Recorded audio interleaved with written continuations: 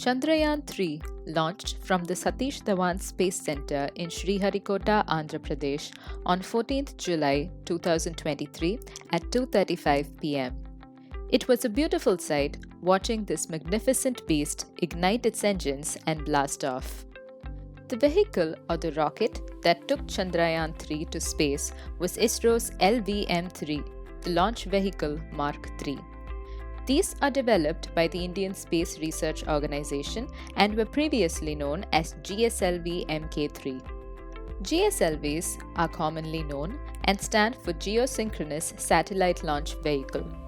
LVM is its new name. The LVM3 rocket is capable of launching satellites into a geosynchronous equatorial orbit. From this orbit, the satellite follows the rotation of the Earth and orbits along with it, appearing to be fixed at the same point from the Earth. Therefore, the term geosynchronous. Here is what the LVM3 looks like. The LVM3 is a huge rocket. It is 43.5 meters tall, roughly as tall as a building that is 15 floors. Let's have a look at each different part and what they do. Rockets need to go up. Rocket engines burn fuel and push hot gases out, creating the downward force that is needed to propel the rocket upward. The tremendous amounts of energy that the engines shoot down on the Earth are counteracted by equal and upward forces. This is an instance of what Newton said in his third law, that every action has an equal and opposite reaction. This upward reaction is called thrust and is responsible for propulsion of the rocket. The LVM3 has 3 engines. The first set of engines is a pair of rocket boosters.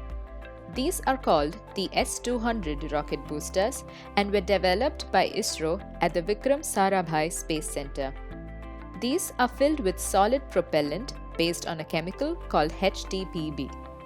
The S-200 boosters are simultaneously ignited at liftoff and provide the necessary thrust for the rocket to launch.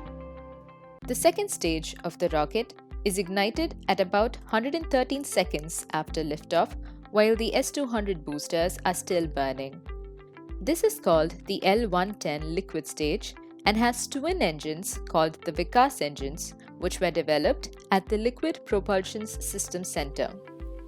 As the name suggests, this stage uses a liquid propellant called UDMH.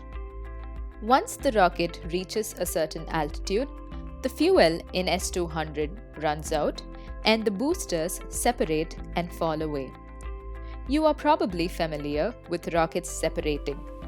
The reason is to make the rocket lighter by getting rid of the depleted engines and making it easier for the next set of engines to propel the rocket into space.